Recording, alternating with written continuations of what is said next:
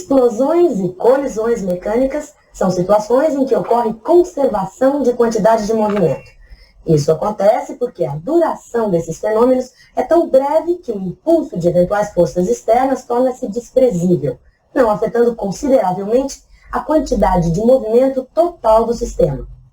O princípio da conservação da quantidade de movimento, juntamente com o princípio da conservação da energia mecânica, constituem duas das leis mais importantes da mecânica clássica.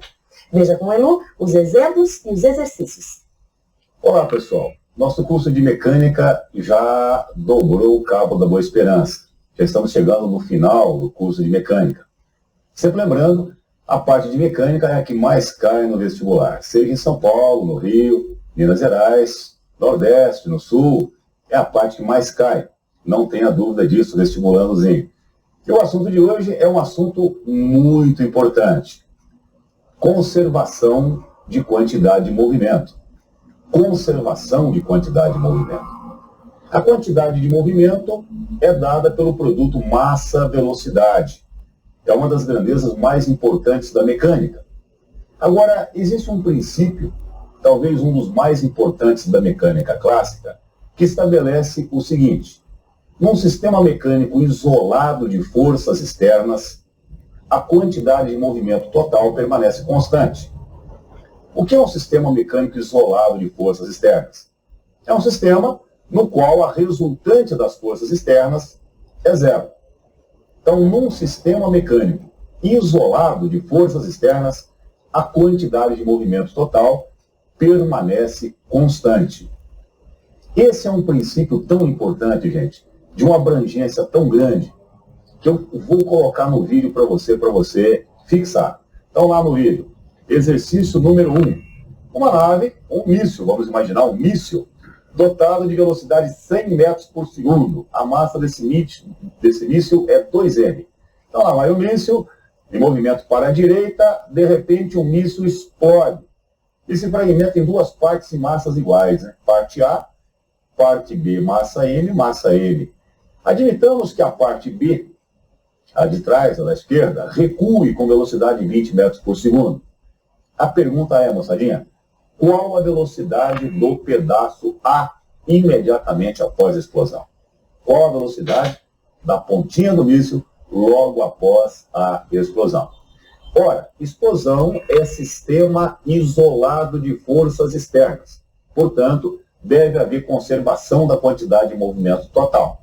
Correto? Esse é o princípio que vai nortear a solução desse tipo de problema. Então, lá está para você. Explosão, sistema isolado, quantidade de movimento final, logo após o evento da explosão, tem que ser igual à quantidade de movimento inicial, logo antes da explosão. Mas, pessoal, a quantidade de movimento final é dada assim, menos m vezes 20. Veja que eu adotei positivo para a direita, como a parte B recua, vai para a esquerda, a quantidade de movimento dela é negativa, não é? Algebricamente negativa, portanto, menos m vezes 20, mais m vezes VA, VA é a nossa incógnita, velocidade do pedaço A, tem que ser igual a 2m vezes 100. 2m é a massa do míssil inteiro, correto? Vezes 100. A massa m cancela, corta a massa m, e daí você vai tirar que a pontinha, o pedaço A, avança para a direita com velocidade de 220 metros por segundo. Gente, esse é um tipo de questão que desaba no vestibular. Isso cai pra caramba, trata de aprender a fazer isso direitinho. Uma segunda questão para você, muito interessante. Veja lá, nós temos aqui um tubo de ensaio preso a um fio de comprimento L. A massa do tubo de ensaio é M maiúsculo. Esse tubo tem ar lá no seu interior e está vedado por uma rolha de massa M. Eu vou pegar uma vela, uma fonte de calor, e vou aquecer o tubo, consequentemente o ar lá do seu interior. O que vai acontecer, moçadinha? Uma explosão. Pum! Correto? O tubo faz com que a rolha saia violentamente, seja ejetada para a direita. Consequentemente, o tubo, né, mais o fio vão subir. Eu quero saber o seguinte, qual é a velocidade exata com que deve sair a rolha de massa M, para que o restante, ou seja, tubo mais fio, atinge a posição de fio horizontal. Olha, quer dizer que o pêndulo sobe e eu devo ter o fio na posição horizontal. Perfeitamente. Então, com que velocidade deve ser expelida a rolha para que o pêndulo atinja a posição de fio horizontal? Que questão bonita, não, gente? Que questão interessante. Mas como é que vamos resolver isso? Tá lá, vamos lá comigo. Eu vou primeiro analisar a subida do tubo, a subida do pêndulo. Nós temos aí um sistema conservativo. Apenas a força-peso realiza trabalho. Portanto, um sistema conservativo. Logo após a explosão, a energia mecânica final do pêndulo tem que ser igual à energia mecânica inicial, energia final igual à energia inicial. Estamos aplicando o princípio de conservação da energia mecânica. Mas, imediatamente após a explosão, o pêndulo tem energia cinética. mv tubo, né, ao quadrado sobre 2. Lá em cima, lá no fim da subida, a energia está toda na forma potencial, não é isso, gente? mgh. O H seria L, né? A altura a que o pêndulo sobe em relação à posição inicial. Ora, a massa cancela, daí você vai tirar que VT, velocidade do tubo logo após a explosão, é raiz quadrada de 2GL. Então nós temos aí uma primeira equação. Mas só isso aí não basta, eu preciso de uma outra equação. E agora eu vou mexer com conservação da quantidade de movimento. Aconteceu uma explosão, sistema isolado, quantidade de movimento final igual a quantidade de movimento inicial. Quantidade de movimento final é eminho V rolha menos emão V tubo. Eu convencionei positivo para a direita, então o tubo recua para a esquerda, quantidade de movimento negativa, note bem, igual a zero. Quantidade de movimento inicial valia zero, estava todo o sistema parado. Bom, moçada, eminho V rolha menos emão V tubo, que você calculou lá no primeiro passo do problema, raiz de 2GL, igual a zero.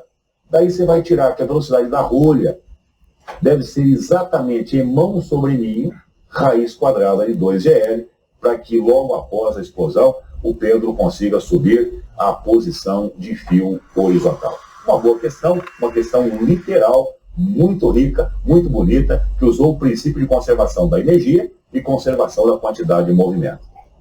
Moçadinha, uma outra questão. Vamos lá, questão número 3, problema 3. Nós temos aqui um prisma B sobre um plano horizontal perfeitamente liso, sem atrito nenhum.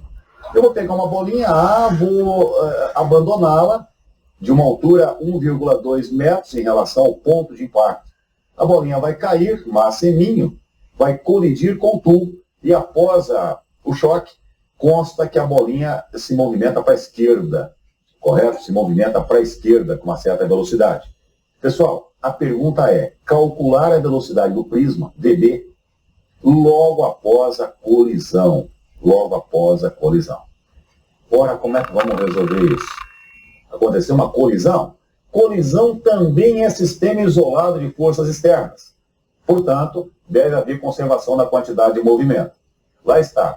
Colisão, sistema isolado, quantidade de movimento final igual à quantidade de movimento inicial. Quantidade de movimento final, 2 eminho VB, convencionei positivo para a direita, menos eminho VA, veja que o prisma tem massa 2M e a bolinha tem massa 1M só, igual a zero. Quantidade de movimento inicial era nula.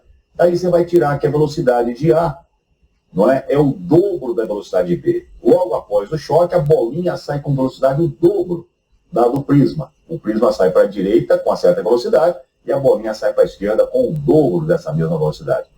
Mas apenas essa equação não basta. Eu preciso de uma outra equação. Da onde que eu vou tirar a outra equação? Conservação de energia mecânica. Pessoal, o choque, supostamente, acontece sem dissipação de energia. Portanto, na colisão, sistema conservativo. A energia mecânica logo após o choque igual à energia mecânica logo antes do choque. A energia logo após o choque é a cinética da bolinha e a cinética do prisma. Nós temos duas parcelas de energia cinética, note bem, na bolinha e no prisma. E a energia inicial, antes da colisão, era a potencial da bolinha, mgh. Ora, a massa eminho cancela, correto? Portanto, segue que 2VB tudo ao quadrado, não é, sobre 2, mais VB ao quadrado é igual a 10 vezes 1,2, veja que a altura H é conhecida, não é? E daí você vai tirar VB 2 metros por segundo, correto? O prisma vai para a direita com velocidade 2 metros por segundo. Então usamos dois princípios, conservação de quantidade de movimento e conservação de energia mecânica. Uma bela questão e ficamos aqui para a próxima aula. Um abraço, até lá.